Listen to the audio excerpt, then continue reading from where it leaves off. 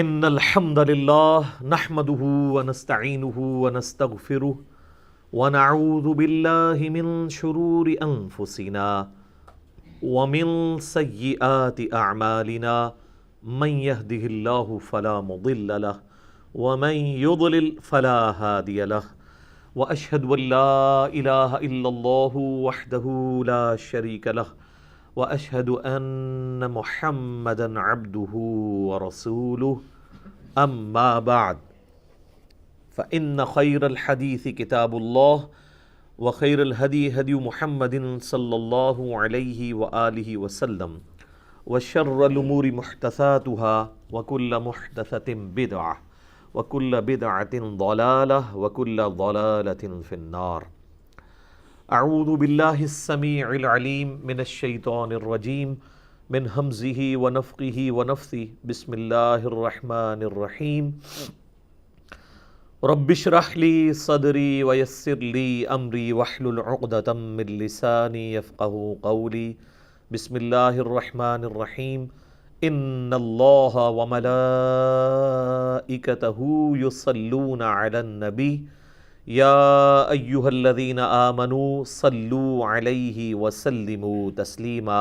اللہم صل علی محمد وعلی آل محمد کما صلیت علی ابراہیم وعلی آل ابراہیم انک حمید مجید.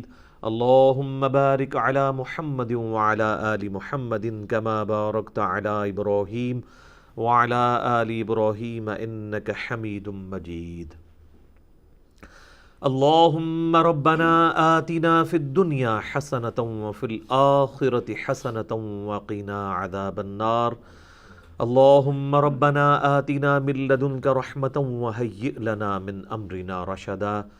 حسبنا اللہ ونعم الوکیل. یا حی یا قیوم برحمتک استغیث ولا حول ولا قوة الا باللہ العلی العظیم. لا الہ الا انت سبحانک انی کنت من الظالمین. آمین. الحمدللہ آج 7 جون 2020 کی قرآن کلاس نمبر 31 کی اسٹوڈیو ریکارڈنگ ہونے جا رہی ہے. آج انشاءاللہ تعالی ہم سورۃ البقرہ کی آیت نمبر 215 سے آن ورڈ سٹارٹ کریں گے. اب مسلسل کئی آیات جو ہیں وہ اللہ تبارک و تعالیٰ کی طرف سے فتوے ہیں جو آپ صلی اللہ علیہ وآلہ وسلم سے مختلف سوالات کیے جاتے تھے اہل ایمان کی طرف سے، تو ان کے جوابات آئے ہیں. میں نے سورۃ البقرہ کے تعارف میں بھی عرض کیا تھا کہ سورۃ البقرہ شریعت محمدیہ صلی اللہ علیہ وآلہ وسلم کا بلو پرنٹ ہے، ابتدائی خاکہ ہے، اور اس کے تکمیلی احکامات سورہ النساء اور سورۃ المائدہ میں آئے ہیں. تو شریعت کے اعتبار سے جو احکامات ہیں، چاہے وہ آئلی زندگی سے متعلق ہوں، چاہے معاشرتی چیزیں ہوں، وہ بڑی ڈیٹیل کے ساتھ اس میں آئی ہیں. اب آپ دیکھیں گے کہ مسلسل کئی آیات کے اندر نبی صلی اللہ علیہ وآلہ وسلم سے جو سوالات کیے گئے ہیں تو ان کے جوابات اللہ تعالیٰ کی طرف سے دیے جا رہے ہیں. اپنے مصحف سامنے کھول لیجئے. اعوذ باللہ من الشیطان الرجیم. بسم اللہ الرحمن الرحیم. یسألونک ماذا ینفقون. اے محبوب صلی اللہ علیہ وآلہ وسلم، یہ تم سے پوچھتے ہیں کہ ہم جو اللہ کی راہ میں خرچ کرتے ہیں تو وہ کیا خرچ کریں، کس پہ خرچ کریں. جب یہ سوال پوچھیں تو فرماؤ قل ما انفقتم من خیر. آپ فرما دیجئے کہ جو کچھ تم خرچ کرو گے اپنے مال سے تو اس کے مستحق ہیں فللوالدین والاقربین والیتامى والمساکین وابن السبیل. اس مال کے جو مستحق ہیں تو سب سے پہلے تمہارے ماں باپ، اس کے بعد تمہارے قریبی رشتہ دار، اور اس کے بعد یتیم اور مسکین اور مسافر. وما تفعلوا من خیر فإن اللہ بہ علیم. اور جو کچھ بھی تم نیکی کا کام کرتے ہو تو بے شک اللہ تعالیٰ اسے خوب جانتا ہے. یعنی اللہ کی راہ میں چاہے تم نے چھپا کے خرچ کیا، چاہے اعلانیہ کیا، اللہ تعالیٰ سے کوئی چیز پوشیدہ نہیں ہے. تو یہاں پہ ایک ترتیب بھی بتا دی گئی کہ اللہ کی راہ میں خرچ کرنے کے لیے جو آپ کا مال ہے اس میں سب سے پہلے آپ کے حقدار آپ کے رشتہ دار ہیں، صحیح بخاری اور مسلم دونوں میں یہ حدیث موجود ہے کہ اللہ کے محبوب صلی اللہ علیہ وآلہ وسلم نے فرمایا جو شخص یہ چاہتا ہے کہ اس کا رزق کشادہ کر دیا جائے اور اس کی عمر میں برکت کر دی جائے، اس کی عمر بڑھا دی جائے، لمبی کر دی جائے، تو وہ اپنے رشتہ داروں کے ساتھ حسن سلوک کرے۔ اچھا، ہم لوگ سمجھتے ہیں کہ حسن سلوک سے مراد یہ ہے کہ ان سے اچھے طریقے سے بات کر لیں، یا خوشی غمی کے اوپر کوئی ٹیکسٹ میسیج کر دیں، یا جنازے کے اندر شامل ہو جائیں۔ یہ حسن اخلاق جو ہے یہ بعد کی چیز ہے۔ اصل میں جو حسن اخلاق ہے وہ یہ ہے میرے بھائی کہ ان کے اوپر مال خرچ کیا جائے، اور یہ سب سے بڑا مشکل کام ہے۔ آپ دیکھیں کہ غیروں کو کھلانا آسان ہو جاتا ہے، کئی لوگ ہیں جو غیروں کو، عام غریبوں کو، مسکینوں کے اوپر لاکھوں روپیہ خرچ کر دیتے ہیں، اور ان کا کوئی قریبی رشتہ دار، کوئی بھتیجا، بھانجا، یا اس کی بہن بیوہ ہوگی، یا اس کا بھائی فوت ہو چکا ہے اور اس کے یتیم بچے ہیں، ان کے اوپر مال خرچ کرنا مشکل ہو جاتا ہے اور جیلسی فیکٹر آ جاتا ہے۔ اسی لیے اللہ تعالیٰ نے ایمفسائز کیا ہے کہ جہاں پہ جیلسی فیکٹر کا اندیشہ تھا اور یہ خطرہ تھا کہ لوگ اللہ کی راہ میں خرچ نہیں کریں گے، اس کے اوپر پہلے ایمفسائز کیا ہے کہ آپ سے پوچھتے ہیں نا کہ یہ مال اللہ کی راہ میں خرچ کرنا ہے تو کہاں پر خرچ کریں، تو پہلے حقدار تمہارے ماں باپ ہیں۔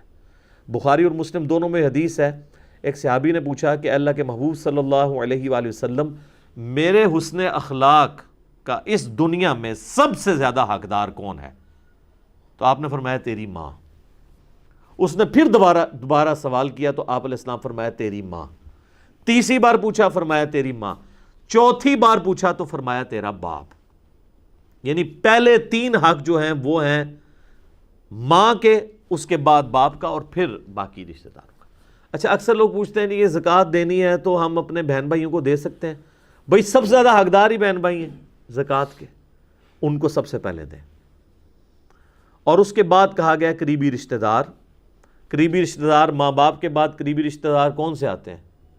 بہن بھائی، بھتیجے، بھانجے، یہ لوگ قریبی رشتہ دار ہیں۔ اور اس کے بعد کہا گیا کہ یتیم، ظاہر ہے کہ یتیم کا تو کوئی والی نہیں ہے، کوئی ان کا سرپرست نہیں ہے کہ ان کے اوپر مال خرچ کرے، تو ان کی تو امپورٹنس ہے۔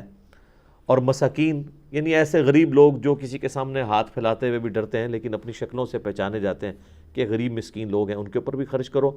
اور مسافروں کے اوپر، مسافروں والا معاملہ اس وقت آلموسٹ ایبسلیٹ ہو چکا ہے، کبھی کبھار ضرورت پڑتی ہے، لیکن اگلے زمانوں میں تو سفر ایک بہت بڑا ایک آزمائش کا ذریعہ تھا۔ ایون جو لوگ حج عمرے کے لیے بھی جاتے تھے تو کئی مہینے پہلے نکلتے تھے۔ ہمارے سب کانٹیننٹ سے حج عمرے کی جو ایکٹیویٹی تھی وہ آلموسٹ 4 مہینے کا پیدل سفر تھا، اور جو لوگ بحری جہاز میں بھی سفر کرتے تھے تو سیدھے 2 ہفتے تو بحری جہاز کے ہیں، بندرگاہ سے لے کے وہاں تک، لیکن پھر وہاں جدے سے مکے تک 2 دن اور 1 رات کا سفر ہوتا تھا اونٹ کے اوپر، اور یہاں سے بھی جن لوگوں نے پہنچنا ہوتا تھا بندرگاہ تک، اگر پیدل چلتے تھے تو کئی دن۔ یہ تو آپ سمجھیں کہ آلموسٹ 1930-40 کے قریب ہمارے سب کانٹیننٹ میں یہ ٹرینز شروع ہوئی ہیں، اور اس وقت وہ کوئلے والا انجن شروع ہوا ہے، تو لوگ پھر ٹرین میں کراچی تک جاتے تھے، کراچی سے پھر جو ہے وہ بحری جہاز چلا کرتا تھا۔ ہم نے بھی اپنی ہوش میں دیکھا ہے، ایون 80s تک اور ارلی 90s تک بحری جہاز پہ لوگ جاتے رہے، کیونکہ اس کا ٹکٹ ہوائی جہاز سے آدھا ہوتا تھا۔ بلکہ پہلا بحری جہاز جب جایا کرتا تھا تو اس وقت کا جو پریزیڈنٹ یا پرائم منسٹر وہ سی آف کرنے کے لیے یہ ایک ایکٹیویٹی ہوتی تھی ان کی، وہ پاکستان کا وہ جو بحری جہاز اس کا نام سفینہ رکھا ہوا تھا انہوں نے۔ تو اب وہ جو 2 ہفتے کا سفر ہے وہ بھی سی سکنس کے ساتھ ہوتا تھا، لوگوں کو الٹیاں اور یہ وامٹنگ والا سلسلہ ان کے ساتھ ہوتا تھا، اور پھر خوف الگ سے۔ یہ تو اللہ کا شکر ہے کہ یہ بوئنگ اور ایئر بس جہازوں کی فلائٹس جب عام ہوئی ہیں تو اس کی وجہ سے لوگوں کے لیے حج عمرہ آسان ہوا ہے۔ بوئنگ 747 کی جو پہلی فلائٹ ہے وہ 1972 میں حج کے لیے شروع ہوئی ہے۔ آپ ذرا سٹیٹسٹیکل ڈیٹا اٹھا کے دیکھیں کہ 1972 سے پہلے جتنے لوگ حج کرتے تھے نا، 1972 کے بعد چند سالوں میں اس سے ڈبل لوگ حج اور عمرے پہ جانا شروع ہو گئے، اور اس سے بعد چند سالوں کے بعد 3 گنا 4 گنا، اب تو خیر 10-20 گنا ہو چکے ہیں۔ یہ اصل میں جو برکت ہے وہ ہوائی جہاز کی ہے۔ آج آپ ایئر فلائٹس بند کر دیں، یہ حج عمرے کے اوپر جو لاکھوں لوگ آپ کو جاتے نظر آ رہے ہیں نا، سیٹھ ہر سال وہ عمرے میں اعتکاف بیٹھنے کے لیے گئے ہوتے ہیں، تو میرے بھائی 4 مہینے اپنا کاروبار بند کر کے کون حج اور عمرے پہ جائے گا؟ اور اس میں بھی گوروں کو آپ دعائیں دیں، اللہ تعالیٰ جن لوگوں نے یہ محنت کی ہے اس کے بدلے ان کو ایمان کی دولت عطا فرمائے، یہ بڑی نیکی کر دی ہے۔ کہاں پہ 4 مہینے کا سفر سب کانٹیننٹ سے، اور کہاں پہ ایگزیکٹ 4 گھنٹے میں آپ اسلام آباد سے جدے 4 گھنٹے کے اندر اتر جاتے ہیں، آپ کو پتہ بھی نہیں چلتا۔ اگر پیچھے کی تھکاوٹ ہے تو آپ 4 گھنٹے سوتے ہیں تو اچانک اناؤنسمنٹ ہوتی ہے کہ جی اتر جائیں، اور وہ ایئر کنڈیشن ماحول، کھانا بھی آپ کے سامنے پیش کیا جا رہا ہے۔ اب ذرا آپ ان 4 مہینوں کو امیجن کریں جس میں آپ کو جنگلوں کا سفر کرنا ہے، وہاں پہ آپ کو راستے سے قافلے لوٹنے کا اندیشہ ہے، جنگلی جانوروں کا اندیشہ ہے، راتیں 4 مہینے میں کتنی آنی ہیں، ایک رات گھر سے باہر گزارنا مشکل ہو جاتی ہے۔ اور جنگلوں میں اگر آپ کو 4 مہینے کی راتیں، روزانہ رات گزارنا ایک ایکٹیویٹی ہوتی تھی۔ لوگ رات کے وقت الاؤ یعنی یہ بڑی بڑی آگ جلایا کرتے تھے کہ بھئی جنگلی جانور نہ حملہ کر دیں، اور کچھ لوگ رات کے وقت پہرا کر دیا کرتے تھے۔ آپ امیجن نہیں کر سکتے، وہ زندگی میں وہ ایک حج کرنا بھی مشکل ہے۔ یہ آج کل جو حج جو ہے وہ مذاق بنا ہوا ہے، آلموسٹ آپ دیکھ لیں ہر سال لوگ حج عمرے پہ گئے ہوتے ہیں۔ تو یہ ایئر فلائٹس کی برکتیں، ادروائز تو یہ آلموسٹ بڑا مشکل کام تھا۔ اس وقت انسان کو یہ قدر آتی ہے کہ واقعی یار یہ اسلام کا 5واں فرض ہے۔ ابھی تو فیل ہی نہیں ہوتا، لوگ اسے ایک پکنک کے طور پہ لے رہے ہوتے ہیں، اور یار حج بھی کرنا ہے، کر لیں گے آپ پہ انشاءاللہ۔ اردو جناب جو حج کرتا تھا پھر وہ وہاں پہ بھی جا کے جو ایکٹیویٹیز تھیں، ہوٹلوں میں رہنا، ریگستانی سفر، کئی لوگ تو مدینہ شریف جاتے ہی نہیں تھے کہ بھئی وہ حج کا حصہ نہیں ہے، واپس آ جایا کرتے تھے کہ اتنی تکلیف ہم مزید سفر کی کیسے کاٹے، ظاہر ہے فیملی کے ساتھ مشکل ہوتا تھا۔ صفا اور مروہ کی صحیح جو اس وقت چلڈ ماحول کے اندر ہو رہی ہے، یہی بہت بڑی ایکٹیویٹی تھی۔ لوگ جب وہ بازاروں کے اندر سے گزر کے وہ 7 چکر لگانے پڑتے تھے تو اتنی لو کے اندر لگ پتہ جاتا تھا۔ آپ ذرا ادھر مجھے 7-8 کلومیٹر پیدل چل کے بتائیں نا دھوپ کے اندر، تو آلموسٹ 7-8 کلومیٹر بن جاتے ہیں صفا مروہ کی جو صحیح ہے، اور اتنی گرمی کے اندر ایک مشکل ایکٹیویٹی ہوا کرتی تھی۔ تو اب تو یہ معاملات بہت زیادہ آسان ہو گئے۔ تو اس زمانے میں وہ بات کہاں سے کہاں نکل گئی، جو مسافر ہے وہ بیچارہ رسک کے اوپر ہوتا تھا، راستے میں اگر قافلے پہ حملہ ہو گیا ہے، 2 مہینے کا سفر کیا ہے، اب نہ وہ آگے جانے کے قابل ہے نہ پیچھے آنے کے، تو اب وہ زکوٰۃ کا سب سے زیادہ حقدار ہے۔ آپ یہ دیکھ لیں سرائے، یہ ہمارا جو یہ سرائے علمگیر ہے، یہ سرائے ہوا کرتی تھی مسافروں کی، کسی زمانے کے اندر لوگ رکتے تھے، رات کو کسی کی جیب کٹ گئی ہے، اب وہ بیچارہ واپس نہیں جا سکتا۔ آج کا دور نہیں ہے کہ وہ ایزی پیسہ یا ایزی لوڈ کروا لے یا پیسے منگوا لے، بڑی مشکل ہوتی تھی مسافر کے لیے زندگی۔ تو پھر قرآن پاک میں اس لیے ایمفسائز کیا گیا کہ زکوٰۃ کا بھی حقدار مسافر بھی ایک اس کیٹیگری میں فال کرتا ہے۔ اگر وہ مسافر ہے، اچھا مسافر چاہے غریب ہے یا امیر ہے، وہ زکوٰۃ کا حقدار ہے، چونکہ غریب الوطنی میں پیسہ نہیں منگوا سکتا، اس میں زکوٰۃ بھی لگ جائے گی چاہے وہ ارب پتی بندہ ہے۔ اور پھر یہ بھی اس زمانے میں ممکن نہیں تھا کہ آپ 2 مہینے کا سفر کہیں کر کے گئے ہوئے اور وہاں پہ آپ کسی کو کہیں کہ میں واپس جب جاؤں گا تو تمہیں پیسے بھجوا دوں گا۔ یہ تو آج کل منی آرڈر اور یہ ایزی پیسہ اور یہ سارے ایشوز جو ہے نا، وہ آن لائن سسٹم شروع ہوا ہے کہ جناب آپ ادھر فون کرتے ہیں اور کہتے ہیں جی اتنے دکان تے کھلو جا، میں انہیں بھیجن لگوں پیسے، اور ساتھ ہی معاشراتی کارڈ دے کے آپ پیسے نکلوا لیتے ہیں۔ یہ تو بڑا مبارک دور ہے، اس زمانے میں ایشو تھا۔ آج بھی آپ نے کئی دفعہ مسجدوں کے اندر لوگوں کو دیکھا ہوگا کہ وہ کہتے ہیں جی ہماری جیب کٹ گئی ہے تو ہم نے فلاں جگہ سے آئے تھے، اکثر تو زیادہ فراڈی ہی ہوتے ہیں، لیکن بیچ میں جینوئن کیسز بھی ہوتے ہیں۔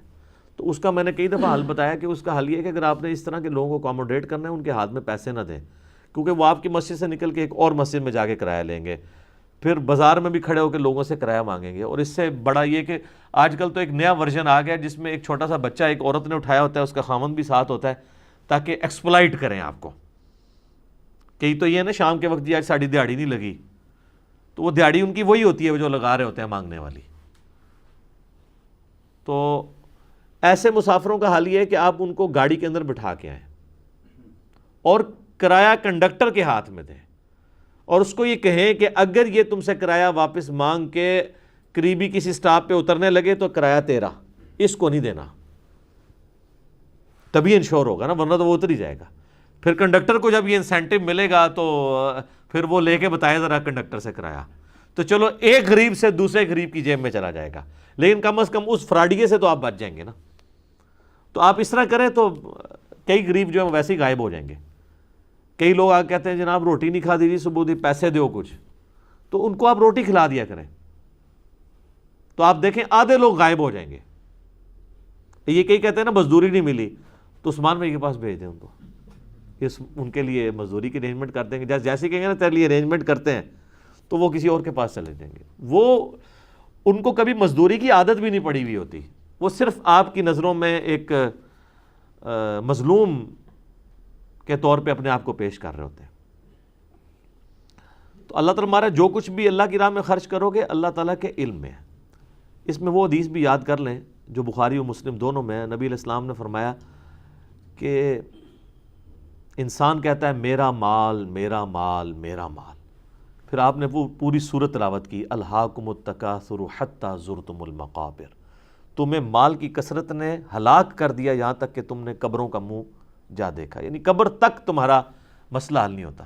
حضور نے یہ پوری سورت تلاوت کی، پھر کہا تم کہتے ہو میرا مال میرا مال میرا مال، او بھائی تیرا مال تو وہ ہے جو تو نے کھا لیا یا پہن کر بوسیدہ کر لیا یا اللہ کی راہ میں خرچ کر کے آخرت کے لیے محفوظ کر لیا۔ تین مال ہیں آپ کے، ویسے تین میں سے بھی ایک ہی ہے، جو کھا پی لیتا ہے بندہ بعد میں تو یاد ہی نہیں رہتا، جو پہن کے بوسیدہ کر لیتا ہے وہ تو یاد ہی نہیں رہتا، جو اللہ کے ڈیوائن بینک میں اللہ کی راہ میں خرچ کر کے جمع کروایا وہ تیرا مال ہے، باقی تو تیرے رشتہ داروں کا مال ہے۔ اور بخاری اور مسلم میں ایک اور حدیث ہے، آپ صلی اللہ علیہ وآلہ وسلم نے فرمایا کہ ابن آدم کے پاس اگر سونے کی 2 وادیاں ہوں نا تو یہ تمنا کرے گا کہ تیسری وادی بھی مجھے سونے کی مل جائے، اس کا پیٹ صرف قبر کی مٹی بھر سکتی ہے۔ اور ایک اور حدیث ہے بخاری اور مسلم میں، آپ صلی اللہ علیہ وآلہ وسلم نے فرمایا کہ انسان کے 3 دوست ہیں، 2 جو ہیں نا وہ باہر ہی رہ جاتے ہیں اور ایک قبر میں اس کے ساتھ جاتا ہے، اس کا مال اور رشتہ دار یہ باہر ہی رہ جاتے ہیں، اور قبر میں ساتھ اس کے اعمال جاتے ہیں، جو اس نے نیک اعمال کیے ہوتے ہیں وہ قبر میں اس کے ساتھ جاتے ہیں۔ تو یہ وہاں پہ بھی مال کا ذکر ہے کہ مال یہیں پہ رہ جانا ہے۔ تو یہ مال جو لوگ اللہ کی راہ میں خرچ کرتے ہیں نا جی، میں نے دیکھا جی مال خرچ کرنے سے بڑھتا ہی ہے، کم نہیں ہوتا۔ اور اللہ کی راہ میں خرچ کرنا وہ تو آپ نے کام کیا ہی نہیں ہے، آخرت میں تو ایک نیکی لینی پڑ جائے تو انسان کی بیوی بچے ماں باپ دینے کے لیے تیار نہیں ہوں گے، اور وہاں اگر آپ کے مال کے ذریعے آپ اللہ کی راہ میں خیرات کرتے ہیں، میں اکثر کہتا ہوں کہ دنیا میں سب سے آسان طریقہ جنت کمانے کا نا مال خرچ کرنا ہے، نہ آپ کے اس کے لیے آپ کو وضو اور غسل کرنا پڑے گا، نہ اس کے لیے کوئی ایفرٹ پٹ کرنی پڑے گی۔ جو مالدار لوگ ہیں پیسہ تو ان کا نکل ہی رہا ہوتا ہے ویسے ہی، صرف ایک نیت کرنی ہے کہ آپ خالص اللہ کے لیے کر رہے ہیں بس۔ باقی نماز میں تو فل کنسنٹریشن چاہیے، خوشو خضو چاہیے، وہ ادھر نہیں چاہیے آپ کو، اور ایک ایفرٹ پٹ کرنی پڑے گی۔ اس میں تو بس آپ نے ایک فیصلہ کرنا ہے، جو اشفاق احمد صاحب کہا کرتے تھے نا کہ اس کے لیے صرف ایک فیصلے کی ضرورت ہے کہ کھٹا لینا ہے یا میٹھا، طلب سچی ہو اور پیاس جان لیوا ہو تو اللہ تعالیٰ انسان کو خود ہدایت کے راستے تک پہنچا دیتا ہے۔ تو یہ آپ نے اندر کی وہ کمٹمنٹ اللہ کے لیے شو کرنی ہے، تو یہ مال خرچ کر کے آپ سب سے زیادہ آسانی سے جنت کما سکتے ہیں۔ اور وہ جو بخاری اور مسلم میں حدیث ہے کہ 7 لوگوں کو اللہ کا سایہ نصیب ہوگا اس دن جب اللہ کے سائے کے سوا کوئی سایہ نہیں ہوگا۔ اس کی محدثین نے تعویل بھی کیا کہ اللہ کے سائے سے مراد اللہ کے عرش کا سایہ ہے۔ اس میں ایک شخص وہ بھی ہے کہ جو دائیں ہاتھ سے صدقہ کرے اور بائیں کو خبر نہ ہو۔ قرآن پاک میں سورۃ البقرہ میں ہم پچھلی آیات کے اندر پڑھ چکے ہیں نا کہ اللہ کی راہ کے اندر جو خرچ کرتے ہو نا اس کو لوگوں کو جتا کر اس مال کو ضائع مت کرو۔ پھر اللہ تعالیٰ نے اس کی مثال دی ہے کہ یہ تو اسی طریقے سے ہے جیسا کہ ایک چٹیل سا پتھر ہو اور اس کے اوپر مٹی پڑی ہوئی ہو اور تیز بارش آئے تو وہ بالکل دھل جائے گا نا، اس طرح تمہارے نام اعمال سے نیکیاں دھل جائیں گی، ختم ہو جائیں گی اگر تم نے ریاکاری کے لیے نیکی کی۔ پھر اللہ تعالیٰ نے ایک اور مثال دی کہ ذرا یہ اس کو کے اوپر تصور کرو کہ تم موت کے منہ میں پہنچ چکو، نزع کا عالم شروع ہو جائے، موت تمہاری قریب ہو اور تمہارے چھوٹے چھوٹے بچے ہوں اور تمہارے پاس ایک ہی باغ ہو جس کے ذریعے ان بچوں کا گزر بسر ہوتا ہو، تو تمہیں اپنی موت کے وقت اپنے بچوں کی کتنی ٹینشن ہوگی، جبکہ اچانک اسی حال میں ایک بگولا آئے آگ کا اور تمہارے اس باغ کو بھی جلا دے. موت بھی آدم کی ہے, ایک سورس آف انکم تھا وہ بھی اس وقت میں ختم ہو گیا, تو اب تمہیں کتنی ٹینشن ہوگی کہ میرے مرنے کے بعد میرے بچوں کا کیا بنے گا.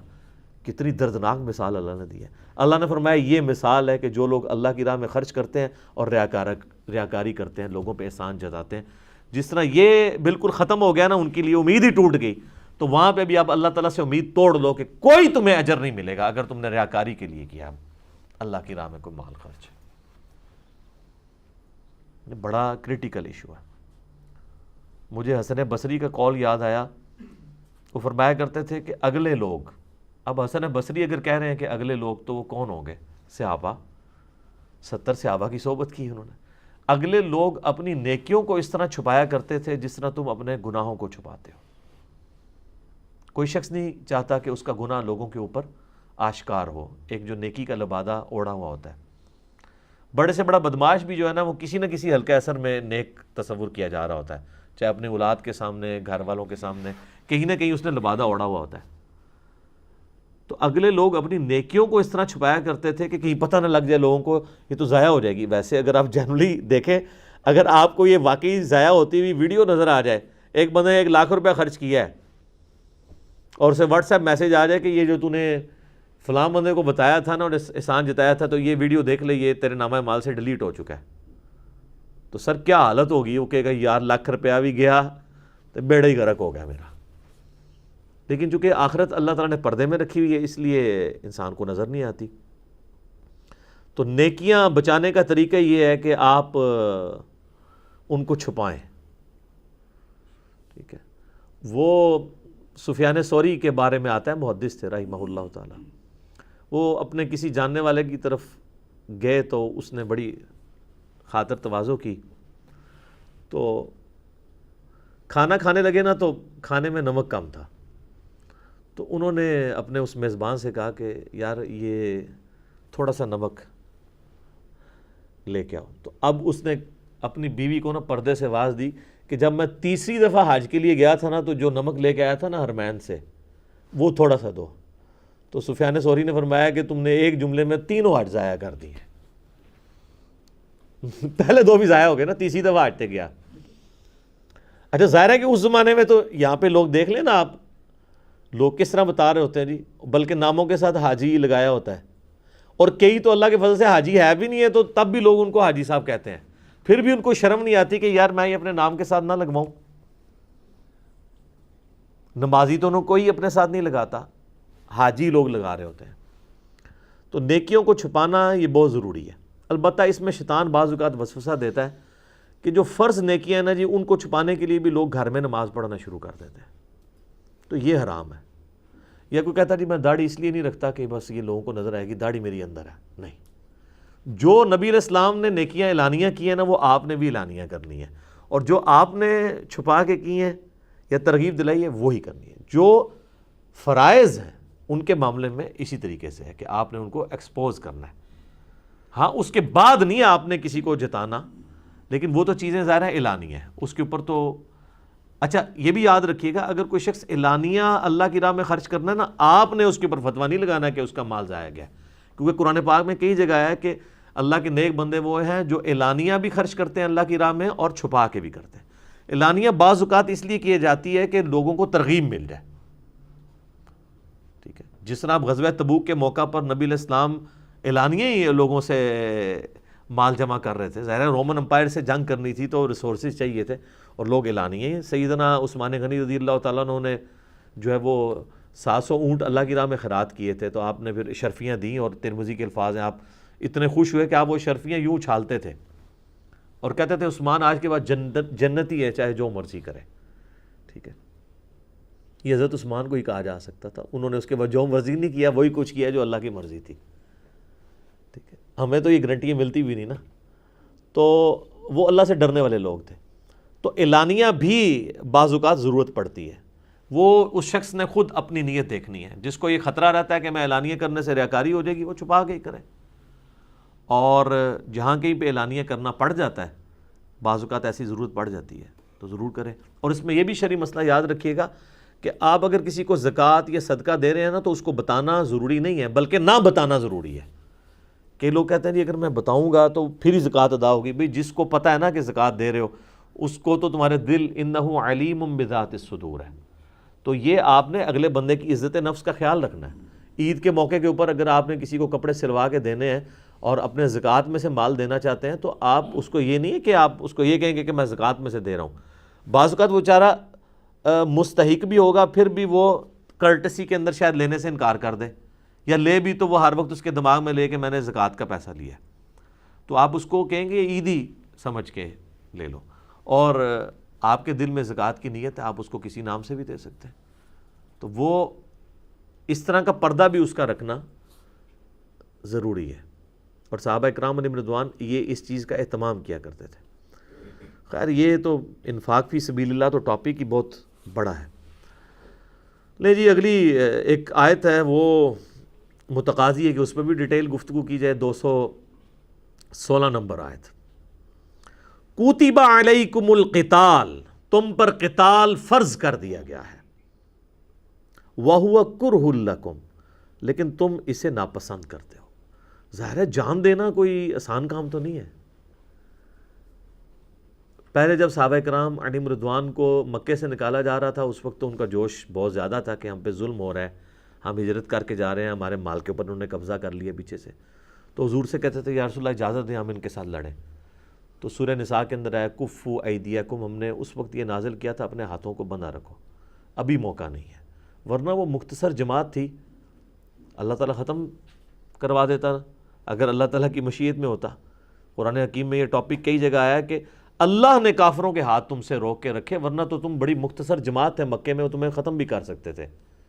یہ تو ان کے دماغ میں آتا تھا کہ وہ مسلمانوں پہ ظلم کرتے تھے، ان کا بائیک آؤٹ کرتے تھے، 3 سال کے لیے شعب ابی طالب کے اندر رکھا، یہ ان کے دماغ میں نہیں آتا تھا کہ ان کو قتل کر دیں، ورنہ 125 مسلمان ہی تھے نا 13 سالہ زندگی میں۔ وہ ہجرت بھی کرنے کے لیے جب نکلے ہیں تو اس وقت بھی ایسا جو ان کو قتل نہیں کیا گیا، یہ ضرور ہے کہ ان کو ٹانٹ کیا گیا، ذہنی طور پہ اذیت دی گئی۔ وہ تو جب سارے چلے گئے نبی علیہ السلام پہ ضرور قاتلانہ حملے کی کوشش ہوئی، تو آپ علیہ السلام حضرت ابوبکر صدیق کو لے کے نکلے اور سیدنا علی کو امانتیں واپس کرنے کے لیے اپنے بسترے پہ لٹا کے گئے۔ ادروائز وہ 13 سال میں آپ علیہ السلام کے کوئی ایک واقعہ بھی نہیں آپ کو ملے گا کہ انہوں نے کہیں حضور کو قتل کرنے کی سازش کی ہو یا آپ پہ کبھی قاتلانہ حملہ ہوا ہو۔ کو ایگزسٹ کر رہے تھے، ظاہر ہے وہ تھوڑا یہ بھی خیال کرتے تھے کہ ہم قریش ہیں، ایک دوسرے کی ہمیں خیال بھی رکھنا چاہیے، خاندانی وہ معاملہ بھی تھا۔ پھر بنو ہاشم ایک مضبوط قبیلہ تھا اور وہاں پہ دین سیکنڈ نمبر پہ آتا تھا، پہلا قبائلی معاملہ ہوتا تھا کہ اگر اس کے قبیلے کا بندہ مارا تو وہ دوسرے قبیلے والے بدلے لیں گے، تو اس لیے یہ ساری چیزیں تھیں۔ اللہ تعالیٰ نے وہ کتنی پروٹیکشن رکھی ہوئی تھی، لیکن بعد میں پھر ظاہر ہے کہ ان کو اگر پتہ ہوتا کہ مدینے میں جا کے انہوں نے یہ کرنا ہے کہ بدر میں ہمارے 70 سردار مارنے ہیں، احد بھی مسلمان اپنی غلطی کی وجہ سے جیت کے ہار گئے، اس کے بعد خندق میں، پھر صلح حدیبیہ میں کرنی پڑنی ہے، اور مکے کی ذلت اٹھانی پڑنی ہے 8 ہجری میں ہمیں فتح مکہ کے صورت میں، اور اس کے بعد پھر غزوہ حنین اور غزوہ تبوک اور قادسیہ اور یرموک ہونے ہیں۔ تو یہ اگر بات ان کو یکم ہجری میں پتہ ہوتی تو مسلمانوں کو ہجرت کر کے 125 بندوں کو، یہ وہ 125 بندے تھے جنہوں نے آئندہ 17 سال کے اندر دنیا کی کایا کلب کرنی تھی، اگر ان کو پتہ ہوتا تو وہ ان کے ساتھ یہ نہ کر دیتے۔ تو جب وہ نیا اس وقت جوش تھا، حضور کی طرف سے اجازت نہیں تھی، اللہ کی طرف سے اجازت نہیں تھی۔ پھر اللہ تعالیٰ نے سورہ محمد نازل کی صلی اللہ علیہ وآلہ وسلم، اور سورہ محمد کا آپ کو پتہ ہے دوسرا نام کیا ہے؟ سورہ قتال۔ جو لوگ قتال سے، جہاد سے شرمندہ ہیں تو وہ سمجھ لیں وہ اپنے نبی سے شرمندہ ہے، ان کو اپنے ایمان کی فکر کرنی چاہیے۔ تمہارے نبی کے نام پہ جو سورت ہے نا اس کا نام ہی سورہ قتال ہے، یعنی نبی علیہ السلام کو اللہ نے تلوار کے ساتھ اتارا ہے۔ یہ تلوار اس لیے نہیں تھی کہ ایک دوسرے کا گلا کاٹا جائے، یہ وہی ہے جو علامہ وحید الدین خان صاحب نے کتاب لکھی ہے نا، اسلام دور جدید کا خالق۔ اسلام نے رومن اور پرشین کی بدماشی جو ہے وہ تلوار کے زور سے اکھاڑی ہے، اور اس کے بغیر ہو ہی نہیں سکتا۔ آپ دنیا کا کوئی سرجن لیں، وہ بغیر نشتر چلائے تو آپ کا پینڈکس یا بائی پاس کا آپریشن تو نہیں کر سکتا، ایک بڑی کاز کے لیے آپ کو یہ نشتر چلانا پڑتا ہے۔ تو رومنز اور پرشین کی صدیوں کی بدماشی کو اکھاڑنے کے لیے صحابہ کرام کی تلوار اللہ تعالیٰ نے مسلط کی۔ سورہ توبہ کی آیت نمبر 14 ہے کہ اللہ تعالیٰ چاہتا ہے کہ مسلمانوں کی تلواروں کے ذریعے ان کے اوپر عذاب استحصال لے کے آئے جو اگلی امتوں پر چنگھاڑ کی شکل میں، طوفان کے ذریعے، یا سمندر میں غرق کر کے اللہ کی طرف سے عذاب استحصال آتا تھا انبیاء کی مخالفت پہ۔ ہمارے نبی علیہ السلام کے کیس میں وہ قتال کی شکل میں ہے۔ یہ جہاد کے پیچھے وہ ایک حکمت تھی، نبی علیہ السلام کی خصوصیت ہے، قتال بھی اور یہ کتاب بھی۔ آپ کا معجزہ بھی جو ہے وہ فزیکل فنامنا آف نیچر کو توڑنے والا نہیں ہے، بلکہ کتاب کی شکل میں ہے۔ اور آپ علیہ السلام کا جو عذاب استحصال ہے آپ کے مخالفین کے اوپر، آپ کے کیس میں وہ بھی ڈیفرنٹ ہے، وہ قتال کی شکل میں۔ اسی پہ میرا مسئلہ نمبر 85 ہے، قرآن اور قتال ہمارے محبوب صلی اللہ علیہ وآلہ وسلم کی دو خصوصیات۔ تو بعد میں جب قتال کا حکم آیا تو پھر ظاہر ہے ہر بندہ تو مرنے کے لیے تیار نہیں ہوتا، تو اللہ تعالیٰ فرما رہا ہے کہ تمہیں اب یہ برا لگ رہا ہے کہ جان بھی دینی پڑے گی۔ اس ٹائم جب بندے کو غصہ ہوتا ہے نا تو اس وقت تو بندہ کہتا ہے یا میں خود مر جاؤں یا اس کو مار دوں، لیکن جب مدینے میں جا کے رک گئے، سٹیبل لائف ہو گئی، آہستہ آہستہ دکھ درد بھی بھولنے شروع ہو گئے، تو وہ جہاد کا جو تڑپ ہے وہ ٹھنڈی پڑ گئی۔ اب یہ آیات اس وقت نازل ہو رہی ہیں کہ ابھی غزوہ بدر بھی نہیں ہوا، یہ ذہن میں رکھیے گا۔ صحابہ کرام کو تو پتہ ہی نہیں تھا کہ ہم نے کون کون سی، وہ جو ڈاکٹر اقبال جواب شکوہ میں شکوہ کے اندر کہتے ہیں نا، ہم جو جیتے تھے تو جنگوں کی مصیبت کے لیے، یعنی مسلمان تو جنگوں کی مصیبت کے لیے جیتے رہے نا۔ آپ دیکھیں کوئی سکون کی زندگی تو بیچاروں کی نہیں رہی ہے۔ 2 ہجری کے اندر بدر لڑنی پڑی، 3 میں احد، اور 5 کے اندر خندق، اور 6 میں بھی جنگ ہوتے ہوتے بچی صلح حدیبیہ ہوگی، 7 میں غزوہ خیبر، 8 میں جو ہے وہ فتح مکہ، اور 8 ہی میں غزوہ حنین جس میں مسلمان 12,000 کے لشکر میں صرف 80 بندے حضور کے ساتھ رہ گئے تھے، بخاری مسلم میں آتا ہے۔ اتنے وہ تیر انداز تھے قبیلہ حوازن کے لوگ، اتنی مشکل اٹھانی پڑی۔ پھر 9 کے اندر تبوک کے لیے رومن امپائر کو کتنا جیش العسرہ تھا، بڑی تنگی والا جہاد تھا۔ پھر اس کے بعد قادسیہ اور یرموک، اور پھر رومنز کے ساتھ مسلسل جنگیں۔ تو وہ تو ہم جو جیتے تھے تو جنگوں کی مصیبت کے لیے، تو صحابہ نے تو ابھی سوچا بھی نہیں تھا کہ یہ قتال کی جو بات ہو رہی ہے، یہ تو اس کے پیچھے یہ وہ جسے کہتے ہیں نا ایک دم دکھائی جا رہی ہے جس کے پیچھے اتنا بڑا ہاتھی ہے کہ ابھی تو کتنی جنگوں آنے والی ہیں، تو تم تو کراہت کرتے ہو۔ وَعَسَىٰ أَن تَكْرَهُوا شَيْئًا وَهُوَ خَيْرٌ لَكُمْ، اور ہو سکتا ہے کہ جس چیز سے تم کراہت کر رہے ہو اس کے اندر تمہاری خیریت چھپی ہوئی ہو۔ وَعَسَىٰ أَن تُحِبُّوا شَيْئًا، اور عین ممکن ہے کہ جس چیز سے تم محبت کر رہے ہو وَهُوَ شَرٌّ لَكُمْ، اس کے اندر تمہارے لیے شر چھپا ہوا ہو۔ وَاللَّهُ يَعْلَمُ وَأَنْتُمْ لَا تَعْلَمُونَ، اللہ جانتا ہے اور تم نہیں جانتے۔ مستقبل اللہ فورسی کر رہا ہوتا ہے، اس کو تو نظر آ رہا ہوتا ہے۔ اس شر میں سے کیا خیر نکلنے والا ہے کسی کو نہیں پتا۔ تو اللہ تعالیٰ ہمارا یہ جو قتال ہے، اللہ نے تو تمہارے ذریعے ایک امت اٹھانی ہے، اور پھر تمہارے نام اعمال میں ہزاروں سال کے لاکھوں لوگوں کے مسلمانوں کی نیکیاں تمہارے نام اعمال میں ظاہر ہے۔ صحابہ کی قربانیوں سے سب کچھ ہوا ہے نا۔ آج بھی ہم جو نیکیاں کر رہے ہیں ان کے نام اعمال میں ثواب جا رہا ہے، جنہوں نے انیشلی محنت کی تھی۔ تو اس کے اندر وہ خیر چھپا ہوا ہے جو تمہیں نظر نہیں آ رہا۔ اور یہ ایک جنرل رول بھی ہے، دنیا میں بھی آپ کو جو شر پہنچتا ہے نا اس کے اندر خیر چھپا ہوا ہوتا ہے۔ اگر کوئی خیر بھی نہ ہو، ایک خیر تو ہے جو بخاری اور مسلم میں حدیث ہے کہ مسلمان کو کوئی دکھ، درد یا اندیشہ بھی پہنچے، حتیٰ کہ اس کے پاؤں میں کانٹا چبھ جائے، اس کے بدلے اللہ تعالیٰ اس کے گناہوں کو معاف کر دیتا ہے۔ اور ابو داؤد ترمذی کے اندر حدیث ہے کہ اللہ تبارک و تعالیٰ اپنے نیک بندے کو اس حال میں موت دیتا ہے کہ اسے دنیا میں تکلیف سے گزارتا ہے، اور اتنی تکلیف سے گزارتا ہے کہ حتیٰ کہ جب اس کی موت کا وقت قریب آتا ہے تو وہ بالکل صاف ستھرا ہوتا ہے، اللہ تعالیٰ اسے اٹھا لیتا ہے، آخرت کی ہمیشہ کی کامیابیاں اسے مل جاتی ہیں۔ تو یہ تکلیفیں دنیا میں آنی ہے، یہ تو اللہ تعالیٰ نے وَلَنَبْلُوَنَّكُمْ بِشَيْءٍ مِّنَ الْخَوْفِ وَالْجُوعِ وَنَقْصٍ مِّنَ الْأَمْوَالِ وَالْأَنفُسِ وَالثَّمَرَاتِ، یہ تو ضرور آزمانا ہے، اللہ نے یعنی یہ اپنا رول طے کر دیا، اور اس کے اندر پھر خیر بھی چھپی ہوئی ہوتی ہے۔ آپ اپنی زندگی میں دیکھ لیں کہ آپ کے ساتھ کئی ایک حادثات ہوئے ہوں گے اور اس کے ساتھ خیر جڑی ہوگی۔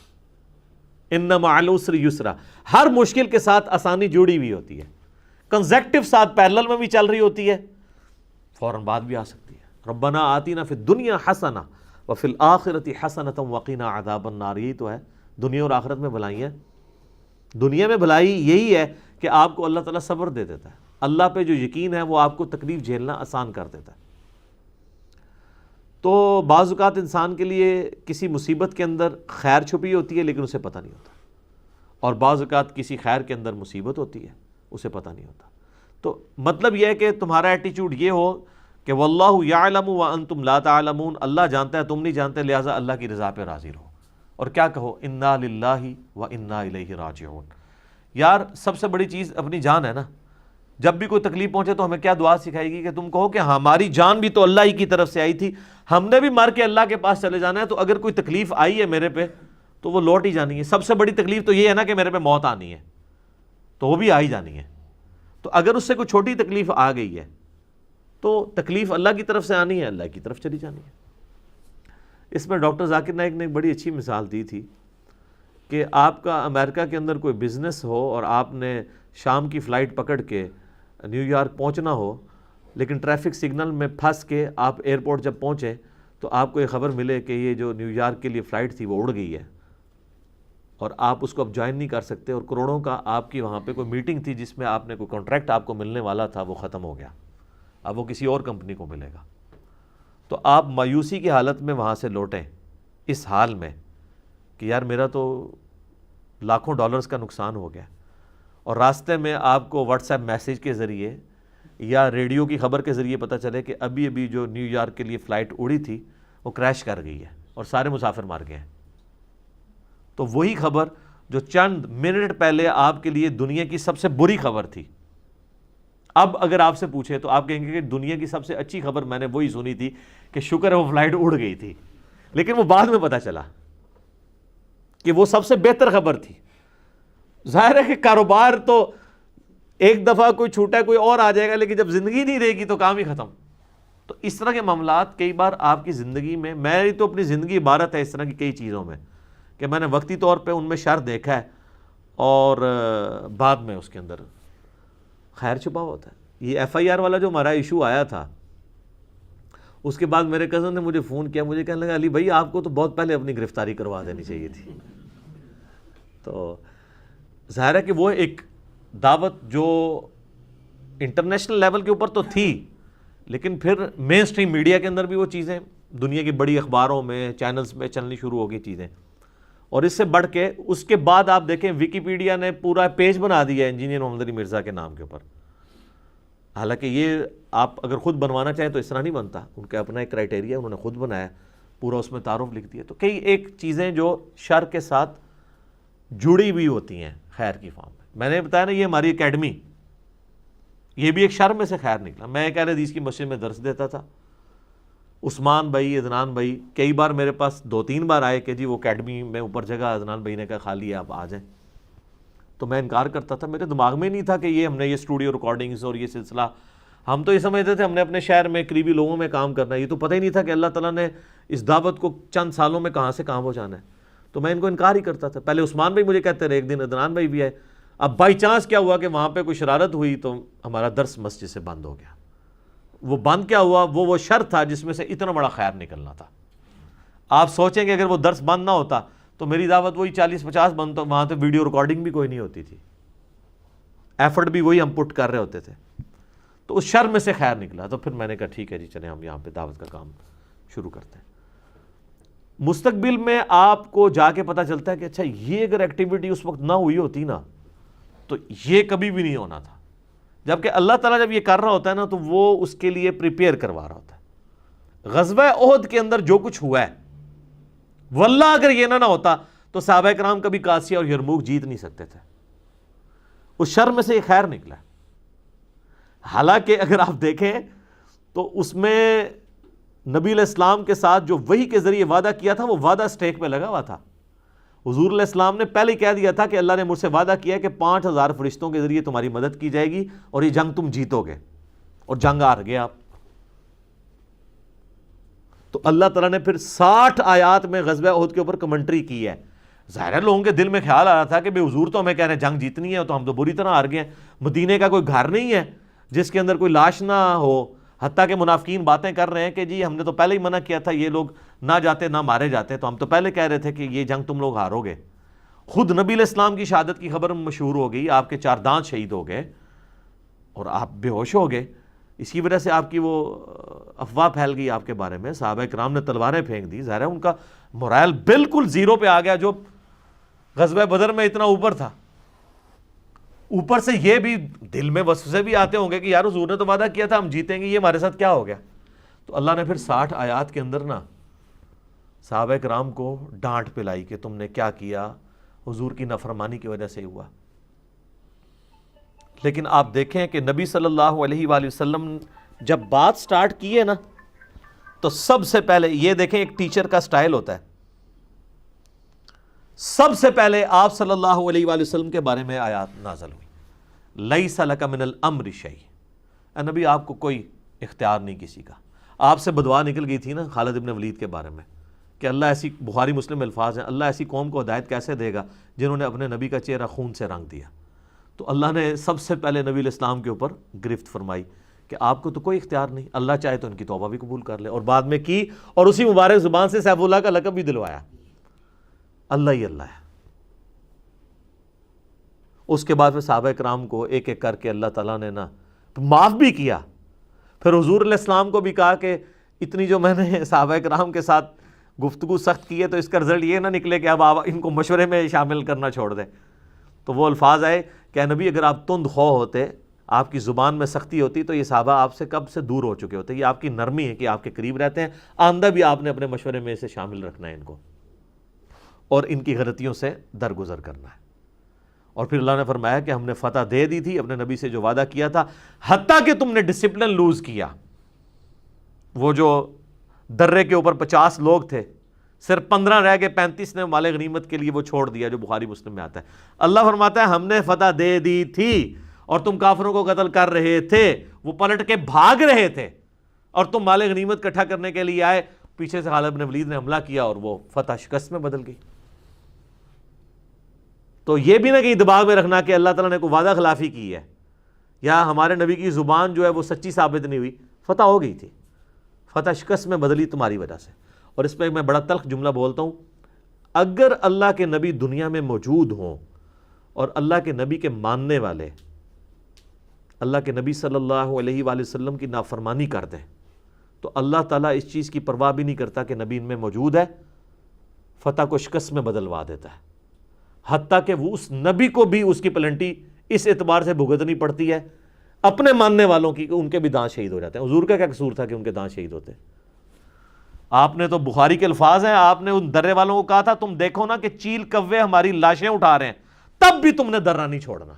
یار اس سے زیادہ کوئی کسی شخص کو کیا سمجھا سکتا ہے کہ حضور کہہ رہے ہیں کہ ہماری لاشوں کو اگر چیل کوے بھی اٹھا رہے ہوں تب بھی تم نے درہ نہیں چھوڑنا۔ یہ آخری درجہ تھا نا، پھر بھی چھوڑ دیا۔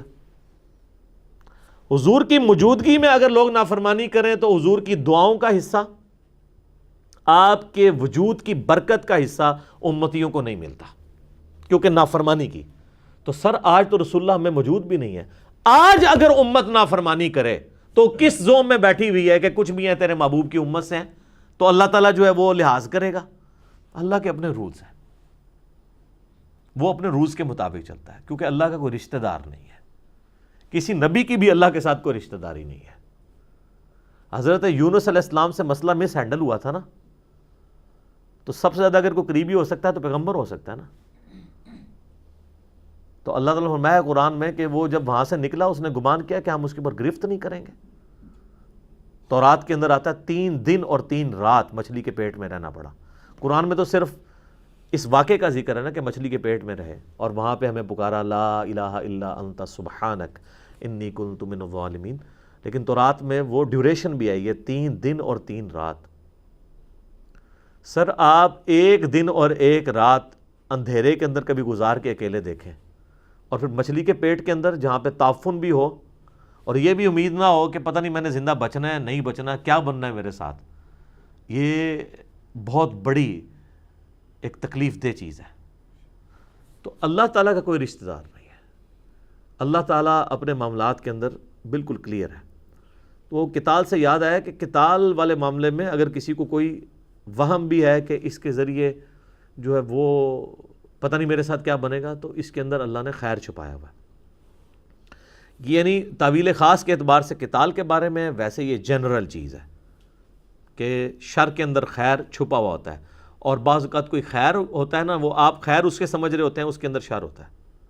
یہ کتنے لوگ ہیں وہ بڑے خوش ہوتے ہیں حرام کے ذریعے کمال کے، کہتے ہیں اللہ کا بڑا فضل ہے، لیکن وہ فضل نہیں ہوتا، اس کے اندر شر چھپا ہوا ہوتا ہے۔ یسألونک عن الشہر الحرام قتال فی، اے نبی تم سے یہ پوچھتے ہیں کہ جو حرمت والے مہینے ہیں ان میں قتال کیا جا سکتا ہے؟ حرمت والے مہینے کون سے ہیں؟ سورہ توبہ میں آیا کہ 4 مہینے ہیں وہ، لیکن ان کے نام نہیں آئے کیونکہ مشرکین عرب کو پتہ تھے وہ کون سے ہیں۔ بخاری مسلم میں یوم النحر والا خطبہ ہے جو آپ علیہ السلام نے حجۃ الوداع کے موقع پر قربانی والے دن دیا تھا، اس میں آپ نے فرمایا کہ 4 مہینے حرمت والے ہیں، 3 کنزیکٹیو ہیں، ذی قعدہ، ذوالحجہ اور محرم، اور چوتھا رجب کا مہینہ۔ اس میں قتال مشرکین عرب بھی حرام سمجھتے تھے، البتہ وہ کتے کو حلال کرنے کے لیے جب کبھی جنگ کرنی ہوتی تھی تو کہتے تھے اس دفعہ رجب جو ہے نا وہ رمضان کی جگہ پہ ہم شفٹ کر رہے ہیں، تو اس طریقے سے وہ کرتے رہتے تھے۔ حتیٰ کہ بخاری مسلم کے الفاظ ہیں، آپ نے آخری خطبہ جو یوم النحر کا دیا، آپ نے فرمایا زمانہ گھوم گھما کے اپنی اصلی جگہ پہ واپس آ گیا۔ اتنی دفعہ الٹریشن پرفارم ہوئی ہیں کہ آج جو میں کھڑا ہوں نا 10 ہجری میں یوم النحر کے دن، اب وہ مہینے اپنی اصلی جگہ پہ واپس آ چکے ہیں، اب کوئی ان کو نہیں بدلے گا۔ 4 مہینے حرمت والے ہیں، حتیٰ کہ آپ کو پتہ جنگ صفین روک لی گئی تھی کیونکہ بیچ میں حرمت والا مہینہ آ گیا تھا، تو جنگ نہیں ہوئی تھی، تو جنگ کرنا منع ہے۔ یہی میں نے مشورہ دیا تھا ہماری ایجنسیز کو، گورنمنٹ کے لوگوں کو، کہ یہ آپ لوگ جو رد الفساد اور ضرب عضب کرتے ہیں نا، تو مہربانی کیا کریں حرمت والے مہینوں میں اس کو روک دیا کریں۔ ہاں ایک ایکسیپشن ہو سکتی ہے کہ اس دوران اگر وہاں سے حملے ہو رہے ہوں، وہ تو اب اسی آیت میں آگے آ جائے گا کہ حرم کی زمین میں بھی جہاں پہ عام حالت میں بھی جنگ کرنا منع ہے، اگر حرمت والے ڈبل آپ سمجھے فیکٹر لگائے کہ حرمت والا مہینہ بھی ہے اور حرم کی سرزمین ہے اور کافر آپ پہ ٹوٹ پڑتے ہیں تو آپ قتال کر سکتے ہیں، وہ ایک علیحدہ چیز ہے۔ لیکن جہاں پہ آپ کے پاس اختیار ہے کہ آپ نے کوئی دہشت گردوں کے خلاف کوئی مہم لانچ کرنی ہے، تو کم از کم ہمارے حکمرانوں کا کام ہے یہ دیکھ لیں کہ اگر بیچ میں کوئی حرمت والا مہینہ آ رہا ہے تو اس کو سکپ کریں، اللہ کی غیبی مدد آپ کے ساتھ شامل ہو جائے گی کہ آپ شریعت اس میں بھی تو آپ نے دیکھنا ہے نا۔ لیکن اب یہ باتیں، یہ وہ آیات ہیں جو صرف نظر ہیں، میرے خیال ہے کبھی یہ میرے علم میں تو نہیں ہے کہ کبھی کور کمانڈر کانفرنس ہوئی ہو اور اس میں لوگ ڈسکس کر رہے ہوں تو کہیں حرمت والا مہینہ بھی ڈسکس ہو رہا ہو۔ کاش اگر ہو تو اعلامیے میں جاری ہو کہ ہم یہ کرنے جا رہے ہیں، کچھ جہاں پہ آپ 3 4 مہینے جو ہے وہ لوگوں کو بھیجتے ہیں، سیاسی لیڈرز جا کے مذاکرات کرتے ہیں دہشت گردوں کے ساتھ، تو وہاں پہ اگر 1 مہینہ حرمت والا بھی آپ کو نکالنا پڑ جاتا ہے اللہ کو خوش کرنے کے لیے کہ چلو یار جہاں پہ 4 مہینے مذاکرات کے لیے ہم نے ڈیلے کیا ہے اپنے کسی مشن کو، تو 1 مہینہ اور کر دیں، اللہ کی تائید شامل ہو جائے گی، کیونکہ یہ بھی اسی طریقے سے فرائض ہیں دین کے جس طرح باقی ہیں۔ تو اب جواب بڑا پیارا ہے کہ یہ جب پوچھتے ہیں نا قتال کر سکتے ہیں حرمت والے مہینے میں، قل قتال فیہ کبیر، اے نبی ان سے فرما دو کہ حرمت کے مہینے میں قتال اور جہاد کرنا یہ بہت بڑا گناہ ہے اللہ کے نزدیک، لیکن ساتھ بیلنس کیا ہے وَصَدٌّ عَن سَبِيلِ اللَّهِ، اور اللہ کے راستے سے روک دینا جو کافروں نے کیا، مشرکین عرب نے صحابہ کرام کے ساتھ۔ اللہ فرما رہا ہے ان کے جو جرم ہے نا وہ اس سے بڑے جرم ہیں۔ وہ کہ یہ کہ کافر جو ہیں وہ مسلمانوں کے ساتھ شرارت کریں اور مسلمان کہیں گے حرمت والا مہینہ ہم چپ کر کے بیٹھے رہیں، اور پھر وہ مسلمانوں کو میڑا مارن کے تسی لڑنا نہیں ہے کیونکہ تسی تو مندے ہو کہ حرمت والا مہینہ ہے۔ تو اللہ نے فرمایا میں پہلے ہی ان کے کان سے یہ بات نکال دوں کہ جو تم جرم کر رہے ہو نا مشرکین عرب، وہ اس سے بڑا جرم ہے۔ حرمت والے مہینے کی آپ کو بڑی قدر ہے اور آپ نے مسلمانوں کو اتنا ظلم کے ساتھ نکلنے میں مجبور کیا ہے کہ وہ اپنی ساری جائیداد سے محروم ہو گئے ہیں، وہاں جا کے بیچارے غریب ہو گئے، وہ نہیں تمہیں نظر آ رہا؟ جو جامعہ ترمذی میں موقوفاً روایت ہے کہ اے کعبہ تیری خوشبو بڑی اچھی ہے، لیکن اللہ کے نزدیک ایک مومن کی دل کی حرمت کعبے کی حرمت سے بڑھ گیا۔ جامعہ ترمذی میں حدیث ہے کہ پوری دنیا کو کوئی تباہ و برباد کر دے، اللہ کے نزدیک اس سے بڑا گناہ کسی مومن کا قتل ہے۔ تو وہ ریشو پروپورشن دیکھنا ہے۔ تم کہہ رہے ہو جی قتال، اصل چیز یہ ہے کہ تم وَصَدٌّ عَن سَبِيلِ اللَّهِ وَكُفْرٌ بِهِ وَالْمَسْجِدِ الْحَرَامِ، اللہ کی راہ سے روکنا، اللہ کے ساتھ کفر کرنا اور مسجد حرام میں آنے سے مسلمانوں کو روک دینا، وَإِخْرَاجُ أَهْلِهِ، اور مکے کے رہنے والے شہری مسلمانوں کو مِنْهُ أَكْبَرُ عِنْدَ اللَّهِ، ان کو مکے سے نکلنے پر مجبور کر دینا ہجرت کے اوپر کہ بچارے مدینہ شریف جا کے پناہ لیں، یہ اللہ کے نزدیک بڑا گناہ ہے حرمت کے مہینوں میں قتال کرنے سے۔ وَالْفِتْنَةُ أَكْبَرُ مِنَ الْقَتْلِ، اور فتنے کو برپا کرنا یہ قتل کرنے سے بھی بڑا جرم ہے. یعنی مشرکین عرب کو کہا جا رہا ہے کہ تم جو کچھ کر رہے ہو یہ تو فتنہ کھڑا کر رہے ہو, اور جنگ کرنا جو ہے یہ فتنہ جو کرنا ہے وہ جنگ سے بھی بڑا جرم ہے. ظاہر فتنے کی وجہ سے ہی جنگیں ہو رہی ہوتی ہیں. وَلَا يَزَالُونَ يُقَاتِلُونَكُمْ, اور اے مسلمانوں یہ تمہارے ساتھ ہمیشہ لڑتے رہیں گے, حَتَّى يَرُدُّوكُمْ عَنْ دِينِكُمْ إِنِ اسْتَطَاعُوا, یہاں تک کہ ان کا بس چلے نا تو تمہیں تمہارے دین سے واپس اسی مشرکانہ عقائد کے اوپر لے آئیں. جب تک تم دوبارہ مشرک نہیں ہو جاتے, بت پرستی شروع نہیں کرتے, یہ تمہارے رشتہ دار سو کالڈ مشرکین عرب تم سے راضی نہیں ہوں گے. اسی طرح کی آیات یہود و نصارہ کے بارے میں آئی ہیں سورۃ المائدہ میں, کہ جب تک تم یہود و نصارہ کی ملت پہ نہیں آ جاتے, سورۃ البقرہ میں بھی گزری ہیں, سورہ آل عمران میں بھی, تم سے راضی نہیں ہوں گے. اب اللہ کی طرف سے یونیورسل ٹروتھ آ رہا ہے, وَمَن يَرْتَدِدْ مِنْكُمْ عَنْ دِينِهِ, یاد رکھنا تم میں سے کوئی ایک بھی جو بھی اپنے دین سے پھر جائے گا, فَيَمُتْ, اور اسی کفر کی حالت میں اسے موت آئے گی, وَهُوَ كَافِرٌ, کہ وہ کافر مرا, تو پھر اللہ تعالیٰ نے یہ لحاظ نہیں کرنا کہ اتنا عرصہ وہ صحابی رہا ہے یا اتنے اس نے نیکی کے کام کیے. اگر وہ مرتد ہو گیا, فَأُولَئِكَ حَبِطَتْ أَعْمَالُهُمْ فِي الدُّنْيَا وَالْآخِرَةِ, اس کے سارے نیک اعمال برباد کر دیے جائیں گے, دنیا اور آخرت میں اللہ تعالیٰ اس کو کوئی جزا اس کی نہیں دے گا. وَأُولَئِكَ أَصْحَابُ النَّارِ, اور ایسے لوگ ہوں گے دوزخ والے, آگ والے, ہم فیہا خالدون, وہ رہیں گے ہمیشہ ہمیش اس کے اندر. اللہم اجرنا من النار, آمین. اور سر یہ ہوا ہے, یہ آپ نہ سمجھیے گا, بخاری مسلم میں موجود ہے, حضور کا ایک کاتب وحی تھا جس نے سورہ آل عمران پوری حضور سے سیکھی تھی, وہ مرتد ہو گیا تھا, عیسائی ہو کے مارا.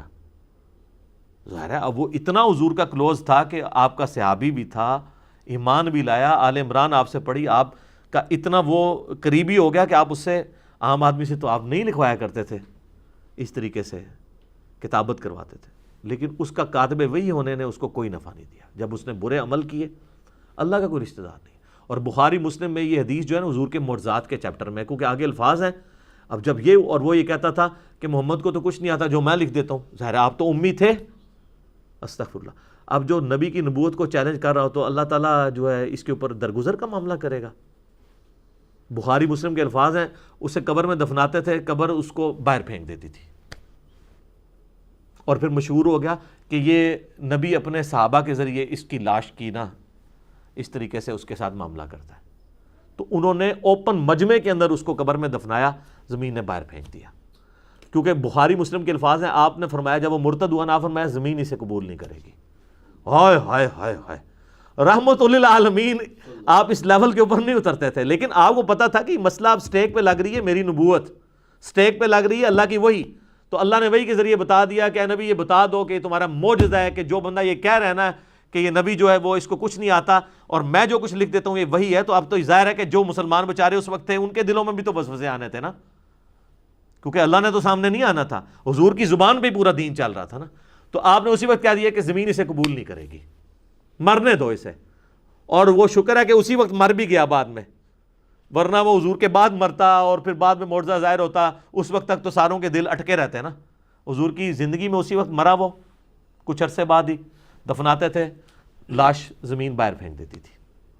پھر جب لوگوں کو یقین ہو گیا کہ یہ معجزانہ کام ہو رہا ہے اس کے ساتھ, پھر اس کی لاش باہر ہی پڑی رہی, اسی طریقے سے تعفن کا شکار ہوئی.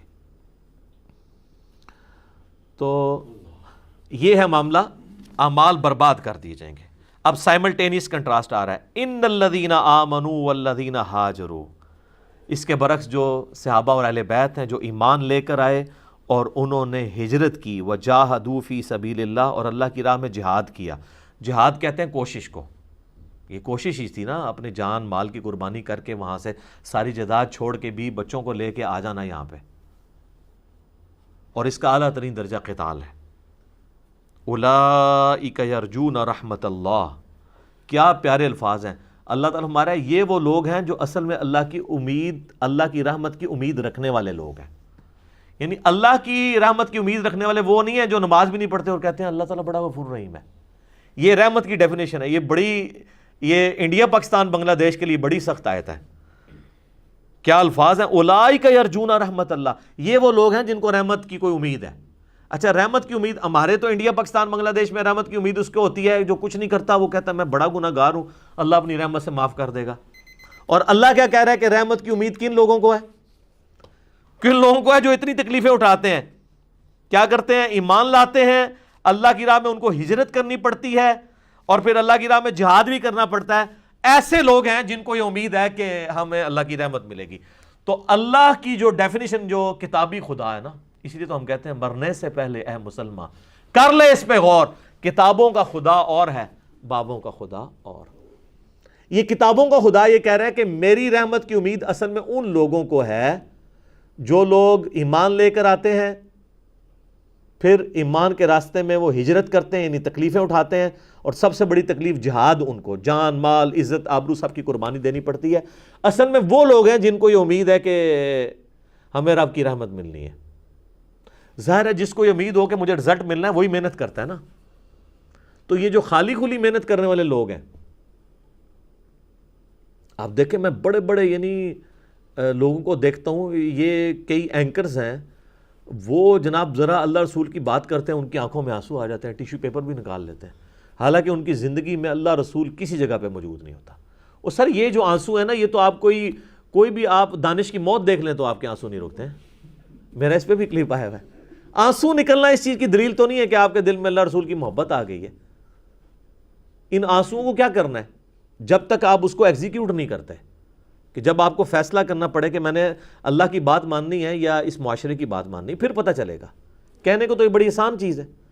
تو اللہ تعالیٰ مارا ہے کہ ایسے لوگ اللہ کی رحمت کی امید لگائے ہوئے ہیں، واللہ غفور رحیم، اور اللہ تعالیٰ بخشنے والا مہربان ہے، یعنی ایسے لوگ ہیں جن کو اللہ تعالیٰ بخشے گا اور وہ اللہ کی رحمت کے مستحق ہوں گے۔ میرے ایک یوٹیوب پہ کلپ بھی ہے، اللہ کی رحمت سے دھوکہ، اس میں بھی میں نے یہ چیز بتائی تھی کہ آپ کو یہ جو زبانی کلامی جو رحمت کی آیات بتائی گئی ہیں نا، اور خالی کھلی توبہ، اللہ کے نزدیک یہ توبہ ہی نہیں ہے۔ یہ آپ اپنا بلو والا قرآن نکالیں نا، اس کے پیج نمبر 282 پہ پہلی آیت ہی یہ ہے، اور یہ سورۃ النحل کی آیت نمبر 119 ہے۔ اسی صفحے پہ سورۃ النحل اور پارہ نمبر 14 دونوں ختم ہوتے ہیں۔ یہ اللہ تعالیٰ نے اپنا یونیورسل ٹروتھ بتا دیا ہے کہ اللہ تعالیٰ معاف کسے کرتا ہے۔ اللہ کے نزدیک رحمت کی امیدوار اور معافی کے امیدوار لوگ کون ہیں؟ ثم ان ربک للذین عملوا السوء بجہالۃ، اس کے بعد تمہارا رب ان لوگوں کے حق میں جو کہ جہالت کے اندر بھول چک میں برے اعمال کر لیتے ہیں، ثم تابوا، اس کے بعد وہ توبہ کر لیتے ہیں، من بعد ذالک، اس کے فوراً بعد، وَأَصْلَحُوا، اور پھر صرف توبہ نہیں کرتے بلکہ اپنی اصلاح بھی کر لیتے ہیں۔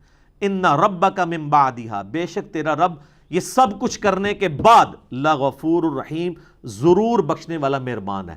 اللہ تعالیٰ ہمارا میں غفور الرحیم اس شخص کے حق میں ہوں جو بھول چک کے گناہ کر بیٹھے، اس کے فوراً بعد توبہ کر لے اور اپنی اصلاح بھی کر لے۔ یہاں لوگ کہتے ہیں توبہ کر لیے پھر کرنے کے لیے توبہ کی ہے، اصلاح کوئی نہیں کرتے۔ توبۃ نصوحا، آگے کو نصیحت والی توبہ نہیں۔ یہ ہے وہ توبہ جو اللہ تعالیٰ ڈیمانڈ کرتا ہے، یہ ہے کتابی توبہ، اور ایک ہے بابی توبہ کہ کام چک کے رکھو، خیر اللہ نے معاف کر دینا ہے، وہ اللہ نے ساڑی نمازاں نہیں چاہیے، اللہ نے کب کہا کہ مجھے تمہاری نمازیں چاہیے؟ اللہ کہتا ہے تمہیں تمہارے لیے نمازیں چاہیے، میرے لیے نہیں، اپنے لیے تمہیں چاہیے۔ صحیح مسلم کی حدیث 246، بندے کے کفر اور ایمان، شرک اور اسلام کے درمیان فرق ہی نماز ہے۔